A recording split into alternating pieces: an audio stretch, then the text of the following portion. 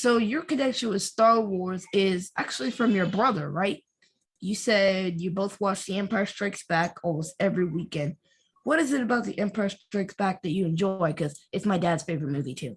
Hey, well, that's a really great question. I think as a kid, when I was watching the original films, but specifically Empire Strikes Back, um, there was something about the impossible being possible, and I was taken away into this fantasy world, but it felt incredibly real.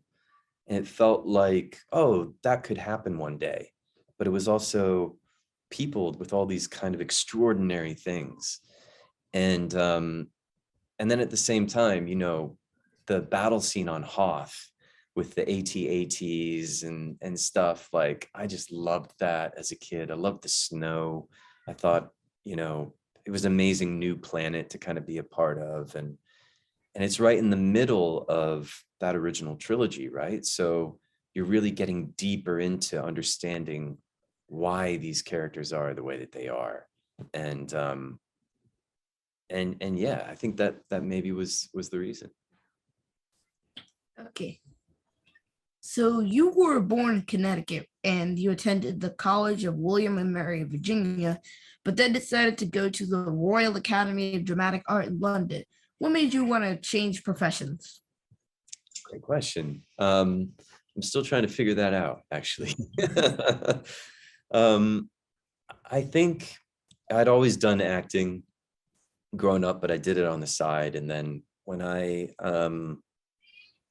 got into college, I wasn't focusing on it, and I think I just knew something was missing, and there was another route that I think I could maybe be taking. And I wound up doing a summer school in London at the Royal Academy of Dramatic Art.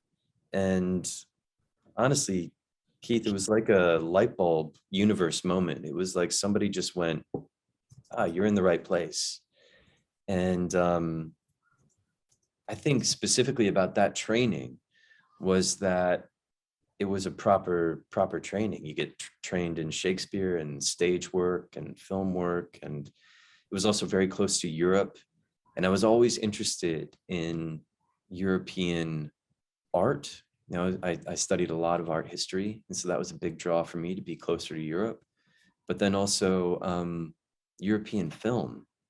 I had a real kind of like appreciation for that too. And so I thought, maybe if this feels right, then I'm like maybe in the right place to do this training where I can kind of just completely, you know, I can do a 180, and everything I've done up until now in my life will help me be an actor, but I'll take this turn off the highway and jump into the unknown and see where it takes me. In a recent interview, you described Andor as a 70s spy thriller. Now, I wanted to know, is there a film in particular that you compare Andor to, a particular spy thriller from the 70s? Oh man, I think not one in particular. I think the influences are far and wide with Tony Gilroy. I mean, he's kind of a master at blending different genres together. And so I wish that there would be one to say, but I think it's a number, man. I think it's got elements of all the good ones. Yeah. I guess intrigue and espionage, not knowing who to trust. Well, exactly, that everybody could be compromised, and everybody is in this kind of like state of flux. There's a surveillance state. People are figuring out who to trust, who not to trust. They're taking risks. They're figuring out whether they should sacrifice themselves for their beliefs. And that level of kind of grittiness and real like, oh gosh, like the kind of like fast paced and yet also long drawn out kind of espionage tenor is kind of, yeah, I think it's totally in there. Well, we are totally looking forward to Andor, and we wish you all the best. We can't wait. Thank you so much for your time. Oh, thank you both so much. Pleasure Sure. speaking to you. Yeah. It was good to see you again. You too, man. Great to see you again. Thank you. Take care. You too. Bye.